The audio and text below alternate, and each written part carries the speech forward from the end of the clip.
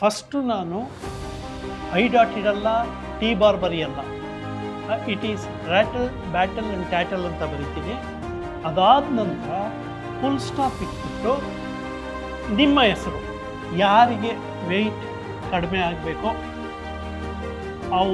ಅವ್ರ ಹೆಸರು ಬರೀಬೇಕು. ಬರೆದಾದ ಮೇಲೆ ನೋಡಿ, ಈ ರೀತಿ ಗೆರೆ ಶಕ್ತಿ ಬಿಟ್ಟಾಗಬೇಕು, ಅಂದರೆ ಪ್ರೆಷರ್ ಜಾಸ್ತಿ ಇರಬೇಕು. ನೋಡಿ, 1 2 3 4 5. ಓಕೆ, ಈ ರೀತಿ ಪ್ರೆಷರ್ ಇಟ್ಟು ಹಾಕಬೇಕು. ಇದನ್ನು ದಿನ ರಾತ್ರಿ ಮಲಗೋಕ್ಕೆ ಮುಂಚೆ ಒಂದು ಅರ್ಧ ಗಂಟೆ ಮುಂಚೆ 30 ಸಲ ಬರೀಬೇಕು. 30 times you have to write this. It is rattle tattle and battle. ನಿಮ್ಮ ಹೆಸರು 30 ಟೈಮ್ಸ್ ಬರೀಬೇಕು.